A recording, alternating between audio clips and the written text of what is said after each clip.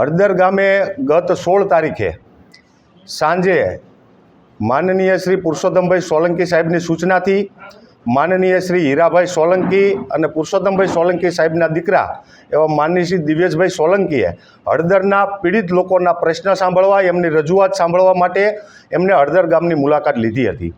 જ્યારે હળદર ગામનો પ્રશ્ન બન્યો ત્યારથી જ માનનીય શ્રી હીરાભાઈ સોલંકી અને માનનીય દિવ્યેશભાઈ સોલંકી અને માનનીય પુરુષોત્તમભાઈ સોલંકી અહીંના તમામ આગેવાનો સાથે સંકલનમાં હતા અને વિષયને જાણી રહ્યા હતા. ગત 16 તારીખે જિલ્લાના સૌ આગેવાનો અને હળદર ગામના સૌ આગેવાનો દ્વારા એમને આમંત્રણ આપવામાં આવ્યું અને એમને હળદર ગામની મુલાકાત લીધી હતી. મુલાકાતનો હેતુ ફક્ત એટલો હતો કે અહીંની પરિસ્થિતિ જાણી અને સરકારમાં એક પ્રતિનિધિ મંડળ રૂપે જઈ અને જે કંઈ રસ્તો થાય એ રસ્તો કરવા માટેની વાત હતી. હળદર ગામની મુલાકાત અને એ મિટિંગ સભા એ કોઈ રાજકીય સભા નહોતી, ફક્ત ને ફક્ત સમાજની મિટિંગ હતી.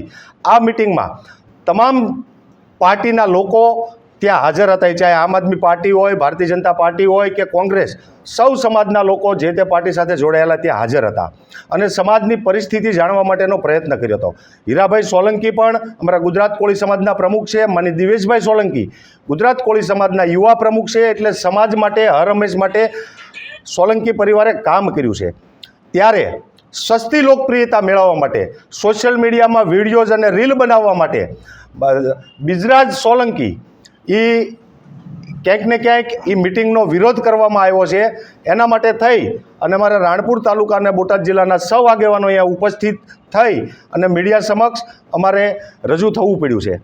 ખાસ કરીને હું વાત કરું તો વર્ષોથી માનીય શ્રી પુરુષોત્તમભાઈ સોલંકી હોય, માનીય હીરાભાઈ સોલંકી હોય કે સોલંકી પરિવાર હોય અને ખાસ કરીને દિવ્યેશભાઈ સોલંકી હોય, એ છેલ્લા 30-35 વર્ષથી આ સોલંકી પરિવાર કોળી સમાજનું ઉત્થાન માટે, કોળી સમાજને કે અત્યાચાર ન થાય એ માટે કામ કરી રહ્યો છે અને વર્ષોથી સમાજ માટે, રાષ્ટ્ર માટે કામ કરી રહ્યો છે.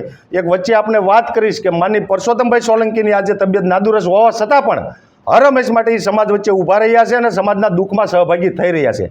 પુરુષોત્તમભાઈ સોલંકી અને હીરાભાઈ સોલંકી અને દિવ્યેશભાઈ સોલંકી એ રીલ નહીં, એક રિયલ છે. વર્ષોથી સમાજને ઉત્થાન માટે કામ કર્યું છે. હું બિજરાજ સોલંકીને આજ આ મીડિયાના માધ્યમથી કહેવા માગું છું કે વર્ષો પહેલાં, આજથી 30-35 વર્ષ પહેલાં તમે જે ભાવનગરમાં રહ્યો છો, તમારા પૂજ્ય પિતાશ્રીને પૂછજો કે ભાવનગરની પરિસ્થિતિ શું હતી.